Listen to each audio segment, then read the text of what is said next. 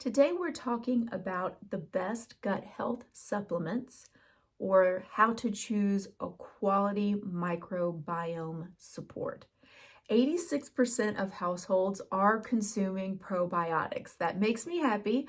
I feel like we really do understand that we need to be taking a probiotic. But with the one that you are currently taking, are you really getting the benefits or are you throwing money down the drain? I hate wasting money. That's not fun for me at all. Let's define a few terms before I get too far into this. A prebiotic is the food for the probiotic. The probiotics should be alive and they need that food. And then the postbiotics are the bacteria that actually remain in the body that we need and that we can use. So while I'm on that, are they alive? I don't recommend refrigerated probiotics because they are already on their last leg, and as soon as it hits the heat of the body, they're gonna die. So I know there's like this thing that, oh, refrigerated probiotics are the best. They're already about to die and they're just trying to stay alive by staying in the fridge. So those are not my favorites for sure. So what are you looking for in a probiotic? You really want to look for these 4 parameters.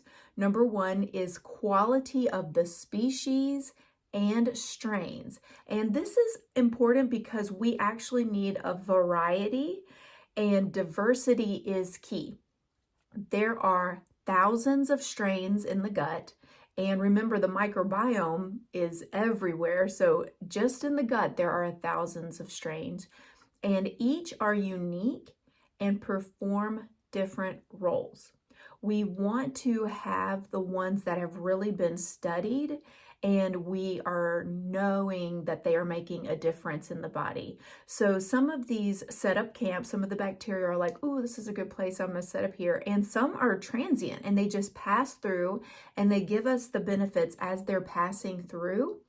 But we need to continually replenish them. And this is why I take a probiotic daily and I will continue to do so as long as I live, unless some other research comes out. Number 2 is potency. And this is measured in CFUs, which stands for colony forming units. And what this means, it's the number of alive and active microorganisms in one serving of that probiotic. And some may be very potent at the manufactured stage. You've probably heard me talk about that. Some bottles will be like, we have 1,000,000 bajillion CFUs, but do they have number 3, which is survivability? Do you have confidence that the probiotic you're consuming and the bacteria that's in there are surviving and getting to where it needs to go? So you probably know it just takes a little bit of the wrong type of bacteria to make you really, really sick. If you've traveled some places and had, my husband accidentally ate a tomato that was washed in water. And it's not that the water was bad, we just weren't used to that bacteria.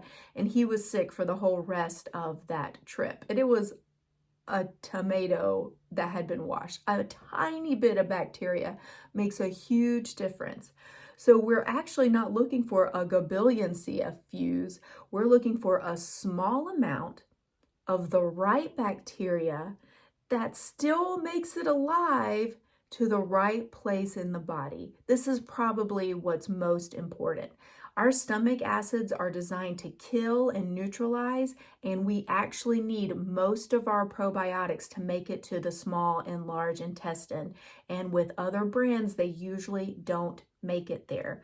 So with doTERRA's that I've been taking for close to 8 years, maybe over 8 years, it's double encapsulated.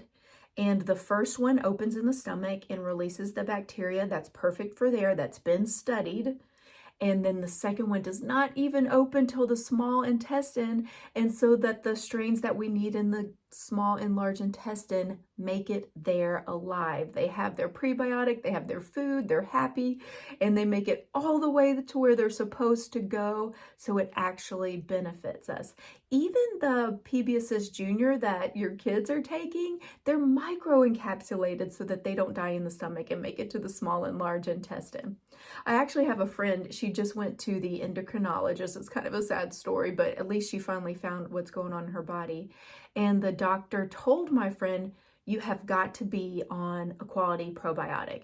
And she said, oh yeah, I love my probiotic. And the doctor was like, where's your probiotic from? And she said doTERRA. And the doctor was like, oh, good. And the doctor was like, those are double encapsulated, so the bacteria gets where it needs to go. Most people are on a probiotic that doesn't get to where it needs to go. They all die. And I was like, yes, I love your endocrinologist. Like, if I need one, give me her name. That made me so happy, so confident in our probiotics, which are so amazing. All right, and then number 4, which I kind of alluded to, is it backed by science? Is it new strains? Are they being tested all the time? Research comes out all the time. And so some new research has come out for some new beneficial strains and exactly where they need to go and exactly what they do in the body. So tomorrow, revolutionary change is coming to our probiotic. And I'm so excited to hear about it. If you're in my Facebook group, I'll be making the announcements all day tomorrow as the new products come out, not just the probiotic, but I am going to talk about that. I'll be giving you all the information about the new products. So obviously tomorrow's a super exciting day. I'll put the link in the show notes for you to come to the Facebook group so you don't miss out on anything. As always, let me know if you have any questions. Please subscribe or follow, and I'll see you next time.